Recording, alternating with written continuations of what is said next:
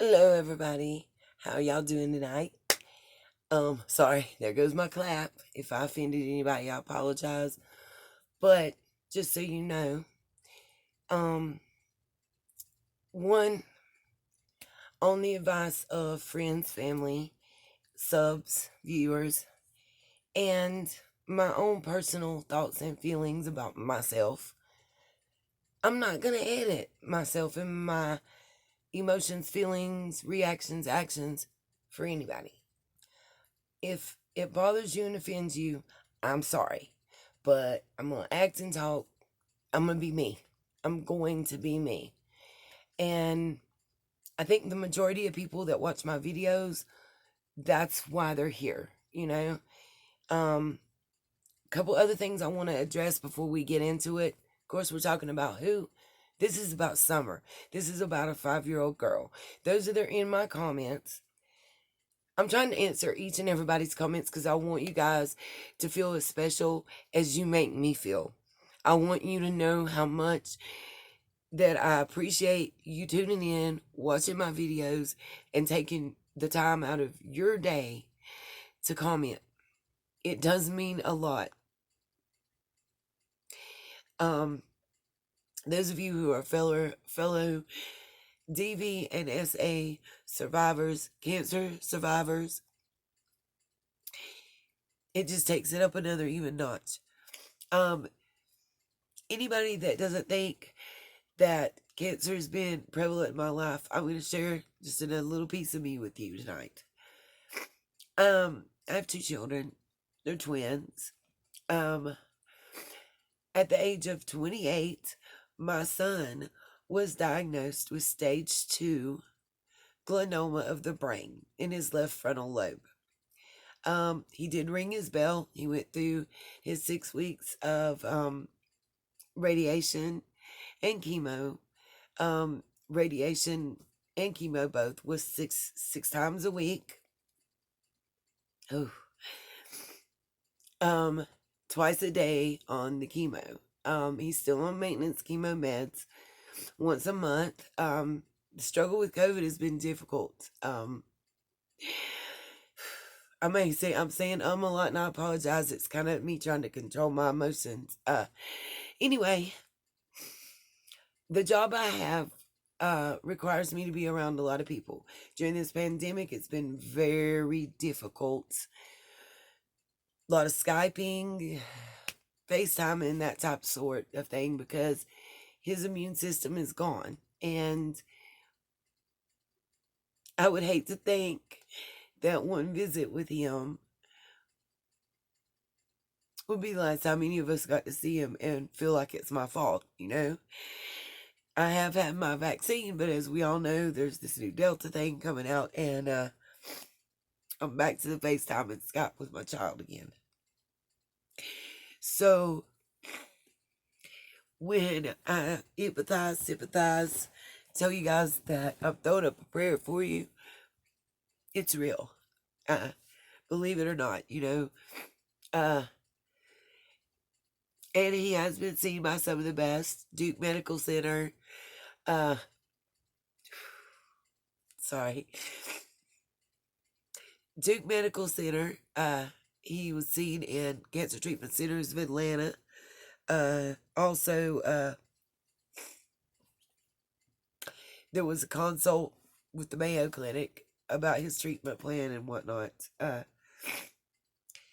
There was a surgery proposed. The pandemic pushed it back. He's now decided because during the radiation, I think I forgot to say this, during the radiation and chemo treatments, his tumor did not shrink, but it also has not grown. It's a slow growing type cancer from what we understand. There's no hereditary or anything type link to this type of cancer. They can't really give us an explanation of why he was affected by it. He's not a drug user. Actually, my child is, I'm pretty proud of him. He's a Mason and he's also a Shriner. So he's, even in his poor health, he still works every day to give to others. And as a single mom, I'm very proud, and I think I did a really good job. Also, my daughter, God love her, she actually works with me. And, she's 27 when she had my grandchild. She's very hardworking, college graduate. I did a good job. I'm proud of my children. I'm very proud. And I think the hardest thing as a parent is to face losing the possibility. Excuse me, guys, I'm sorry. Is having to face the possibility of losing your child. We grow up every day, and we kind of become conditioned to the fact that we may lose our parents or our grandparents, but we don't. It's not commonplace to be prepared. Are we ever really prepared to lose a loved one? But to be prepared to for the fact that we may still be here after our child's gone. It's not easy. I just wanted to put that out there just because I'm going to take just a moment to pause. You may notice it in the tape, and I'm going to get myself together. Just a moment, guys. All right, sorry about that. Just had to go, splash a little water on my face and, get my mind right. Because, again, summer is going to be our focus, not me. I just wanted, to put that out there because of some comments that have been made. Another few things I want to address. Part of it's because of the conference from the TBI today. Number one, and comments that were made also. Number one, I am nobody's judge, jury, nor executioner, nor do I claim to be. I'm not even an attorney. I won't say I'm not a paralegal because I do have that certification in North Carolina. Thank you very much. Still have access to LexisNexis and can go to the law library and do legal and case research. Don't get it twisted. Now, when you're coming at me out left of center, let's get this right. Not in any video can you see me say that I thought that Dawn did anything to Summer. On the contrary. What my channel is and what this discussion, you can call it true crime, whatever you want to, because there's some other cases out there that I intend to cover and talk about. What this is, my channel is, in my opinion, number one, you will find that any case that I discuss is going to involve women and children as the victim.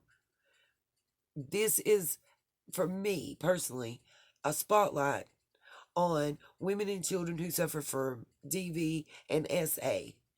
And this is a safe place, a safe haven, whatever you want to call it, for anyone, and I mean anyone, to come and discuss the topic at hand without feeling disrespected, without having to worry about the content creator or trolls, because you will be blocked. I'm not going to allow you to disrespect anybody. Trolls, subs, whoever.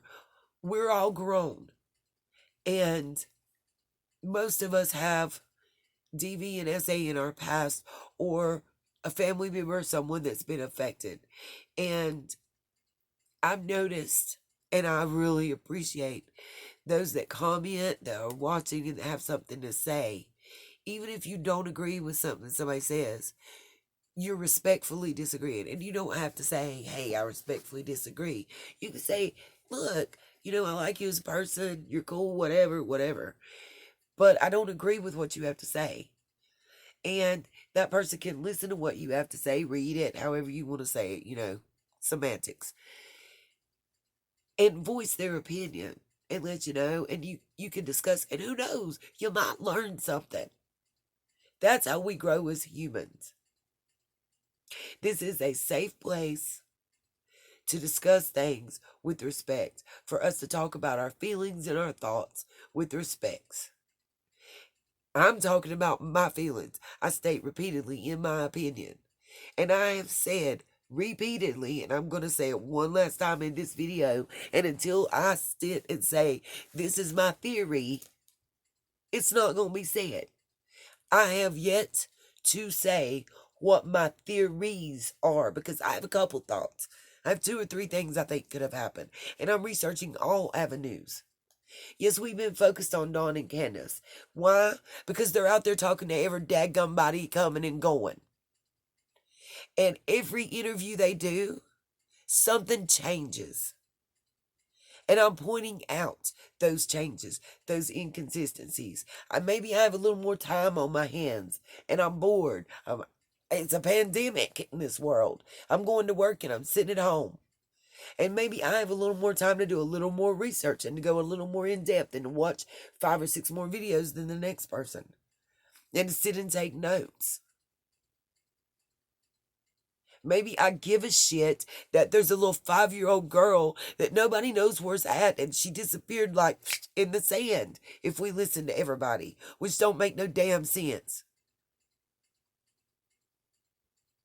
Now, just like the police off the cuff, Duty Ron and them just got done saying in the video I watched, I've stated I don't want to interview H, Allie, Candace, Dawn. I'm not reaching out to any of them. I'm not reaching out to any of their family members. I'm respecting them enough to do that. That's my choice. But I will not interview them, and I've said I wouldn't. Didn't go into why. Part of it I said I really didn't want to, but there's a reason why.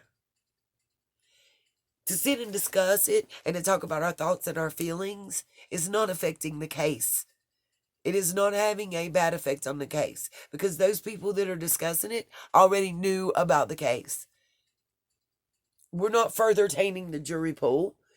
You already knew about it. You couldn't have been a juror anyway. I'm not interviewing I don't want to interview those people who, whether or not they become suspects and charged people and whatever in the crime, accessories, whatever the charge may be, because I don't want to be involved in the court case. I don't want to be called as a witness. I don't want my video footage or me to be subpoenaed in any way. I'm not an idiot. I've said so before when I was talking about Don, and somebody made the comment that Don's not as smart as I think he is. I never said I thought Don was smart. I said Don thinks he's smart. That every time he tells some bullshit, and Candace tells some bullshit, and Allie tells some bullshit, and H tells some bullshit, then I'm insulted. You're insulting my intelligence to think that I'm buying it. Lord, forgive me for all the cussing that I've done, but I've just got irritated. I work hard. This is my passion. This is my pleasure. This is, and I don't even want to say pleasure because that's wrong, but I enjoy having this discourse with you guys and being able to get this out, because if I don't get it out, it was going to explode. I'm sitting here screaming at my TV by myself.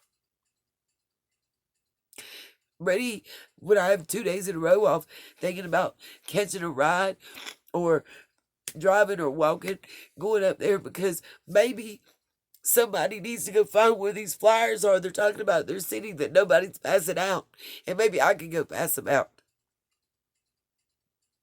I don't understand why there's not one of the missing flyers stuck daily on every pole and every tree and every store and every bulletin board, that anybody will allow it to be done. That's that ish that really irks my soul. Talking about judge, jury, and executioner.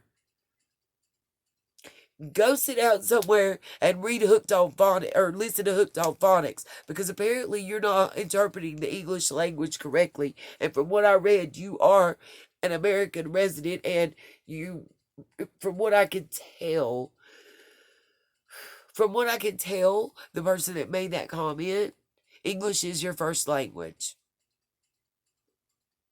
So I don't know if you just, I mean, because I'm stating it at the front of the video, so either you didn't watch the video at all and read the title and decided to make a comment and decided your name was going to be Snarky Snarkington today, but you made yourself look a little ignorant.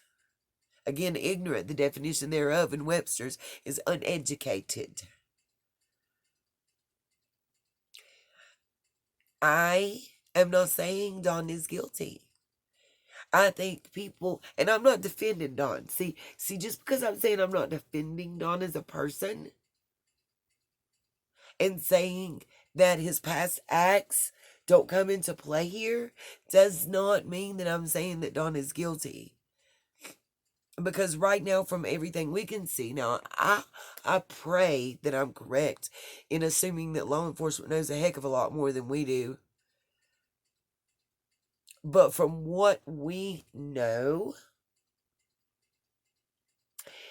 I don't think Don is smart enough to have come up with this by himself. I never have. And I sure don't think that Candace is the criminal mastermind behind it. Nor Allie or H. We don't know about Grandma. And I think that's the strangest part of all. Is Grandma missing now too?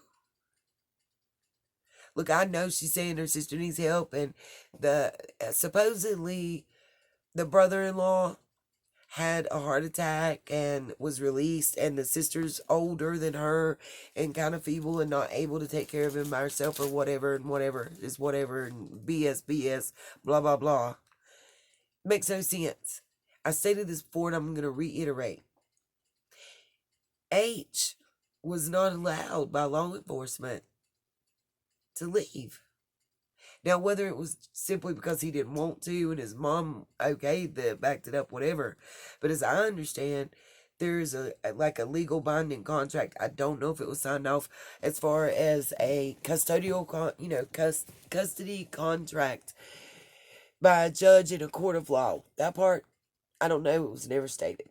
What I do know is the father stated in the company that he hired to come and help bring the little boy home or give him transportation and deal with the police or whatever, that there was a court order and that they had a copy of it with them and were enforcing it, that he goes in the summertime and stays with his dad. He wasn't allowed to leave for whatever the reason. But Grandma Candy is headed out.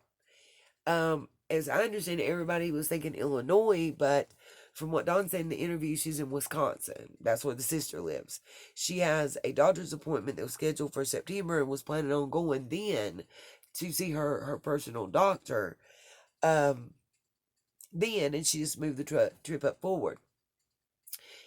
I don't know about anybody else, but I think this is strange as hell. I wonder, because we've not heard a lot about her, is that really where she went? Did she just go on her own? Or is she in protective custody and has she told more than we knew? And I made mention of this, and I've got some notes, and I'm going to go over them. I'm going to finish what we were talking about as far as Dawn's interview with the voices behind the wall. Voices without reason. Sorry, the girl in the, okay, look, the wifey, the one they're saying is the whatever with the animals or whatever, which is sick in itself, but and I've actually seen the arrest record and proof, but I'm not going to talk about it because to me, that's actually not relevant to the case and not relevant to anything to do with Summer. Lies, inconsistencies, changing stories, half-truths, yes, that is important to helping find Summer. If the person that's telling us that Summer went home and went downstairs to play has a criminal record and a history of lying, it's important. If the person that's telling us I couldn't have anything to do with this, I was at work all day, which I'm going to get to that, if not in this video that hopefully I'll get to do more than 30 minutes of. I'm going to get to that because I really, really have a strong opinion and theory that I want to bounce off you guys about this car situation. Anyway, we're going to get into the voices, Carrie. The girl, the wife, there's a group, Till Tuesday, back in the 80s, sung a song called Voices Carry. Every time I think about the voices behind the wall girl, I think about that. Guys, go look her up. She she looks like the aged version of the singer, the female lead singer in that group. I think it's Till Tuesday is the name of them. Voices Carry. Hush, Voices Carry. That was like the song. Anyway, I am not a singer. Anyway, you guys, I made a note, and I wanted to say this. I did digress. Judy Ron, Police Off the Cuff, great show. They were talking about basically that the biggest thing, because apparently they contacted law enforcement and talked to them, TBI. The biggest thing they're talking about is interviewing the people that could be potential witnesses or arrestees. That is effing up the investigation and causing a problem. So they're talking about Chris, Voices Carry, anybody, I'm trying to think, Jay for Justice, anybody that's done a direct interview with Dawn or Candace or whatever. And they said the news media is different than YouTubers because the news media has credentials and they're allowed behind police lines, and police sometimes feed them certain information to get an outcome that they want. And of course, I'm going to get the dadgum hiccups. Pray for me. Anyway, this is something I noticed today. TBI did a little press conference. Something that I noticed that really stood out to me and made me say, here's another Dawnism. That's where the Dawnism from the Donettes, the creepy Creeperton crew. Yeah, and if I made you mad and y'all talking about me on your channel, hi haters, how y'all doing? Hi haters. If you're talking about me, you're giving somebody else a rest. That's all it is, boo-boo. Because I don't entertain, not gossip. I'll entertain the masses, not gossip. I don't know if you guys can see. I'm going to try to lift it up a little bit. See my Marilyn? That's my Marilyn Monroe. And right above in yellow, that's my favorite Marilyn quote. I'm going to read it to you because I know you won't be able to see it. It says, I like people, but for friends, I like few people. I love Marilyn. I love Marilyn. She was cool. We may someday do an investigation into Marilyn's death. Why not? Why not do a true crime series on Marilyn? And it's what it is. She's a woman. And the blue black saying here, it says, good friends are like stars. You don't always see them, but you know they're always there. And it's true. Sis, love you. Shouting you out. I know you're tuned in. You watch every one. You let me know. You give me feedback. You my sister from another forever. Blood couldn't make us closer. Friend of tell my age here, people. My friend of over 20 years, probably 25, 28 years range. I love her. I love her like no other. And those relationships that I have with my friends and family like that are some of what I draw from as far as looking at how I would act and react and things. And please don't ask me how can I judge how a mother or father would act or react if a child came up missing, because you never know what I've dealt with in my life. We haven't got to sharing that yet. I'm gonna run out of time soon. I just know it's gonna happen. But anyway, on one of the big statements that my little rat girl from the Till Tuesday girl on the Voices Behind the Wall said was there. She said that she contacted law enforcement, and law enforcement told her that there are no suspects and there are no persons of interest. What TBI said was almost the exact opposite. It's really weird. And it makes me wonder, was it a Freudian slip or did she flip it on purpose? Because we know Boo Boo got that criminal mentality too, that prisoner's mentality as well. Because she told everybody, and so does her hubby, that she's with. She anyway, these people are, just Google them, okay? Because I know my viewers are smart. I know you guys out there are intelligent. I can just tell from the comments I get and from y'all's theories and y'all's thoughts. Google them. Google them two people. I think that what you find out will speak for itself. I ain't got time for it. And so to me, they a waste. They a waste of space and energy. But the police said, there are no suspects and there are no persons of interest. And the police, TBI, I got it right here, my little summer journal. TBI said the exact opposite, okay, folks? What TBI said is, everyone is still a suspect. Everyone is still a person of interest. They have not ruled anyone out. That means Daddy Don, Mama Candace, Grandma Candy, H, Allie, and other people that we may not be aware of. Law enforcement is still fully investigating them, their ties, and how they were involved in this situation. So, when Don up here poor mouthing, took that from you, my commenter, my girl, my sub. I love you. Love that. Yes, I know exactly what it means. I loved it when my grandma used to say it to me all the time, my nanny. Love you. I know you up there supporting me as well. When you poor mouthing and trying to sound pitiful, and Chris had some insight. However you want to feel about him, feel about him. Feel about him. Vilify him, not vilify him. Do I feel like he's maybe made some bad choices with his background and what he's chosen to do in this case? Yeah. Do I have a right to judge? Nope. I can't judge Chris and be his judge, jury, and executioner. Just like I can't be Don's. But I can point out what the heck he did wrong, just like I can Don and Candace and Grandma and anybody else. Just because we spent this much time, it seems like, on Don, that's because he's done so many interviews and had so much BS to say that keeps changing. Is the door locked or unlocked? Should I even get to that point?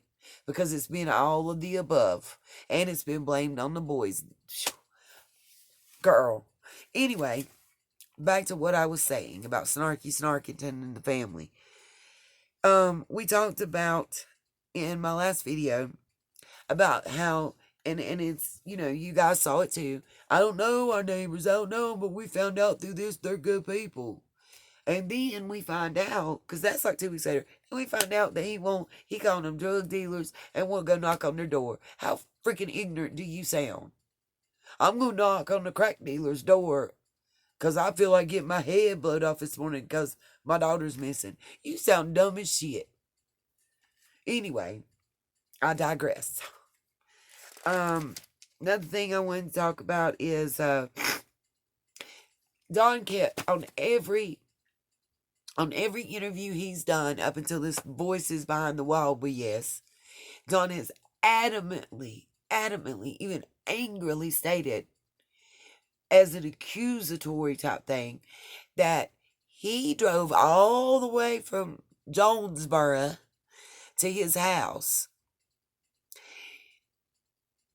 after the police were called and still beat them there, even going down to the bottom and checking the shed.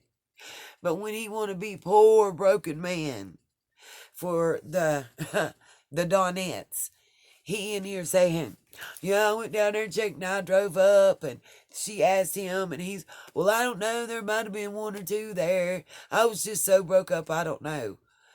Don, you so full of ish. And we tired. Just tell the truth, bruh. I know it's bad. We know you bad. We already know you a POS. That's established. You are. And, if you can't be trusted with your 5-year-old stepsister, or any other little girl that's been around you for many years, even if it was 15 years ago, the last time it was actually confirmed by you that and your accusers that you did something. But we've all heard psychiatrists and psychologists say that that's especially someone that's done it that much, that often, with that many different individuals that are willing to talk about it, is a behavior that's not going to go away. And I'm not going to feel sorry for him because he was abused, like some people say. No. He's a grown-ass man now. He could have admitted it. How many years has it been since he did it? Why am I not sorry? Number one, he never asked. How many times has he asked for therapy or for help? He could have when he was in prison. Wish they would have known it then. Bet you would like to go to prison now, Don. You might want to tell the truth while you